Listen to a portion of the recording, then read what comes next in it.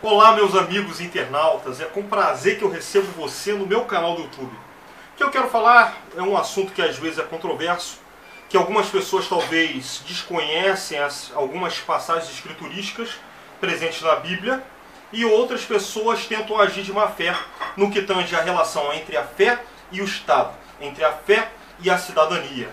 E muitas vezes, por conta da discussão que está havendo no debate, por conta da presença possível de Marcos Feliciano na presidência da Comissão dos Direitos Humanos, e ele tem tido posturas notoriamente racistas e é contrário aos direitos civis e aos direitos humanos dos homossexuais, ele muitas vezes está agindo à contramão dos interesses coletivos, utilizando-se da fé como pretexto para poder utilizar de seus conceitos excludentes, não vendo as pessoas como elas são, com seus direitos, com seus deveres, com seus anseios, suas expectativas. E por conta dessa discussão, que hoje, dia 5 de março de 2013, eu quero falar muito claro sobre qual é o papel do Estado, qual é o papel da fé, e como é que a fé deve ocupar a vida privada do cidadão, e como é que um religioso pode interferir-se na vida coletiva, como é que ele pode atuar como participante e ao mesmo tempo, como promotor do exercício da sua cidadania enquanto ator político. E uma das passagens muito claras, e que o próprio Jesus, enquanto mestre, estava mencionando, ela está em Mateus, no capítulo 22, versículos de 15 até o 22, e que tem passagens correlatas em Lucas, capítulo 20, do 19 ao 26. Repetindo, Mateus, capítulo 22, versículos de 15 a 22, com passagem correlata em Lucas, capítulo 20, versículo de 19 a 26. Então, em Mateus 22, ele trata assim, o evangelista. Então, retirando-se os fariseus, consultariam entre si como surpreenderiam em alguma palavra. Ou seja, os fariseus, que eram as pessoas tidas como exemplos de retidão religiosa, já que eles eram oriundos dos Hassides, as pessoas que se purificavam contra a idolatria no século II a.C., na época dos Macabeus, eles queriam se pôr como autoridades religiosas, as pessoas que se viam como exemplo a ponto de colocar mais carga dos outros do que neles mesmos a partir do ensino que eles transmitiam. E esses mesmos fariseus, como Jesus ensinava as Escrituras, o Velho Testamento, mas com uma releitura capaz de humanizar as leis mosaicas, trazendo o amor a Deus e ao próximo como a si mesmo, como forma do cumprimento da lei na prática, então eles queriam pegar Jesus de alguma forma, queriam ver Jesus se contradizendo em alguma forma. E enviaram-lhe os discípulos, juntamente com os herodianos. Os herodianos eram todos os seguidores do rei Herodes, que naquela época era o monarca que havia exercido o seu mandato. Não é o Herodes que tentou matar Jesus, mas foi o sucessor, que foi mais tarde que aproveitou e julgou Jesus junto com Pôncio Pilatos. E enviaram-lhe os discípulos juntamente com os herodianos para dizer: Mestre, ou Rabi, que era chamado mestre em hebraico, sabemos que és verdadeiro e que ensinas o caminho de Deus de acordo com a verdade, sem te importares com quem quer que seja, porque não olha a aparência dos homens. Dize-me, pois, o que te parece. É lícito pagar tributo a César ou não? Lembre-se que César não era só o título do imperador de Roma, mas era o Estado personificado na figura do imperador antigamente. E como o Estado e religião eram atrelados da mesma forma, então a adoração a César, não só no pagamento de impostos, como de tributos enquanto cidadãos ou subcidadãos, se dava junto com o culto ao César. Como os judeus adoravam o único Deus, tinha uma adoração de cunho monoteísta, então automaticamente eles pagavam tributos, pagavam impostos para poder cumprir a sua obrigação enquanto súditos do Império Romano. Então, Jesus, porém, conhecendo-lhe as malícias, respondeu: Por que me experimentais, hipócritas? E ele pediu: Mostrai a moeda do tributo. E mostraram-lhe um denário. Um denário, nada mais nada menos, uma moeda que correspondia ao salário de um trabalhador por dia, naquele período, né? E ele lhe perguntou: De quem é essa fiz de inscrição? E os fariseus, junto com os herodianos, responderam: De César. Então ele disse: Dai, pois, a César o que é de César, e a Deus o que é de Deus. ouvindo-lhe isso, se admiraram e deixando-lhe se foram. Qual é uma das aplicações práticas? Quando Jesus fala muito claramente no versículo 21 do capítulo 22 de Mateus: dai a César o que é de César e a Deus o que é de Deus. A minha vida espiritual, o meu comprometimento com Deus, a minha adoração é exclusiva a Ele. É a Deus quem tem que prestar contas da minha vida pessoal, dos meus atos, quando estiver face a face com Ele. É a Deus que eu tenho que ter o meu compromisso de fé. Agora, o meu compromisso de fé não pode me invadir de ter a minha postura enquanto cidadão, seja não só para pagar impostos, mas cobrar dos meus governantes que pegaram o meu imposto para saber onde que eles investiram. Será que eles investiram na educação? Será que eles investiram na saúde? Ou será que eles roubaram do meu dinheiro para os seus próprios caixas 2, caixa 3 de campanha? Ou utilizando-se de meios ilegais para as empreiteiras para fazer obras superfaturadas?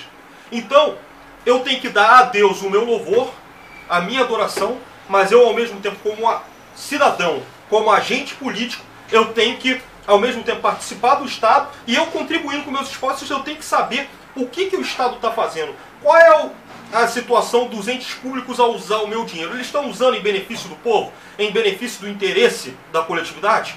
E a percepção mais clara cristã, dá para você perceber que você pode tomar uma posição política. Se Deus nos fez a imagem e semelhança dele, em tese, como é que eu posso aturar uma sociedade capitalista onde uns são mais iguais que os outros? Será que isso é justo aos olhos de Deus? E se não é justo aos olhos de Deus, será que é justo aos olhos dos homens? Porém, o egoísmo, o orgulho, a própria soberba e a arrogância são os que reforçam um sistema desigual, um sistema satânico como o capitalista. E quando a gente vê uma dita bancada evangélica que se diz representar os nomes de Deus para fins próprios, a gente vê que são um grupo de uma elite intra-oligárquica dentro das igrejas, que utilizam-se muitas vezes dos votos dos fiéis, bem intencionados, para poder fazer práticas que, em nome da fé, tentem justificar sua visão conservadora.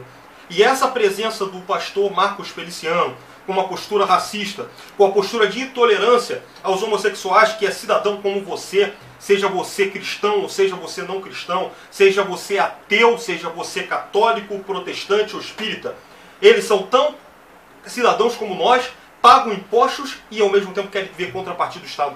Como é que esta pessoa que se evoca pastor e que se evoca amar a Deus, onde um dos propósitos de amar a Deus está em Mateus 22, 36, 40, que é muito claro e categórico, que fala que deve-se amar a Deus de toda a sua alma, toda a sua força, de todo o seu pensamento e coração, e amar o seu próximo como a ti mesmo. Independente da concepção teológica, se a pessoa está errando ou não, o que vale no aspecto político, e aí é onde que Jesus fala, dai a Deus o que é de Deus e a César o que é de César. Ele, como ente político, representante de uma coletividade, ele não pode discriminar ninguém. O Evangelho é muito claro na defesa de uma vida e a vida em abundância. E a vida em abundância não é só na eternidade, já começa aqui na intolerância daquilo que não é justo. E a Bíblia é muito clara em Jeremias 29, 7, quando o próprio profeta Jeremias para os exilados da Babilônia, que eles não sabiam qual era a perspectiva, o Jeremias fala para eles o seguinte: procurai a paz da cidade para onde vos desterrei, e orai por ela ao Senhor, porque na sua paz vós tereis paz. E o complemento para terminar a nossa fala está muito claro em Isaías 1 em diante, capítulo 1, versículos de 11 a 17. Não basta dizer que adora a Deus, não basta dizer que em nome do Evangelho você discrimine um e favoreça outros. O Evangelho é amor ao próximo na prática e em ações. É muito clara a palavra de Deus quando fala: de que serve a mim a multidão dos vossos sacrifícios, diz o Senhor. Estou farto dos holocaustos de carneiro, da gordura de animais cevados, e não me agrado do sangue de novilhos, nem de cordeiros, nem de bodes.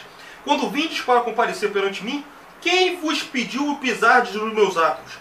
Não continueis a trazer ofertas vãs, o incenso é para minha abominação, e também as luas novas, os sábados e a convocação das congregações. Não posso suportar iniquidade associada ao juntamento solene. As vossas luas novas e as vossas solenidades, a minha alma aborrece. Já me são pesadas, estou cansado de as sofrer. Pelo que quando estender as vossas mãos, escondo-me os vossos olhos. Ah, sim, quando multiplicar as vossas orações, não a ouço, porque as vossas mãos estão cheias de sangue. lavai-vos, purificai-vos, tirai a maldade dos vossos atos diante dos meus olhos, cessai de fazer o mal, aprendei a fazer o bem, atendei a justiça, repreendei o opressor, e acima de tudo defendei o direito da órfã, do órfão, e pleiteai a causa das viúvas, e defendei a causa do oprimido. Essa é a palavra de Deus, límpida e cristalina. E aí, Marco Feliciano, e aí, bancada evangélica, não querendo generalizar, mas a maioria da bancada evangélica que não faz jus ao Evangelho de Jesus. Será que vocês estão cumprindo na integridade Isaías capítulo 1, versículos de 11 a 17, e passagens correlatas, como a própria a profecia de Amós, ou outras passagens correlatas a fim que Deus exige de nós comprometimento social para os oprimidos?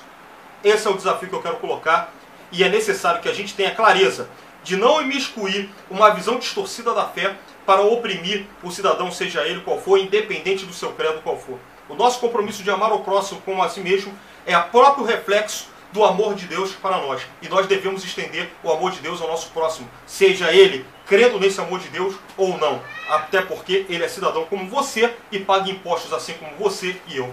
Um grande abraço, desculpe todo esse tempo, agradeço pela sua paciência. E nos próximos vídeos vamos tratar outros assuntos, inclusive sobre o quesito do Dia Internacional das Mulheres e também sobre o quesito da história da educação no Brasil, desde o Brasil Colônia em diante, onde eu parei com a Cris Bezerra e esse bate-bola. Um grande abraço, conto contigo, meu querido.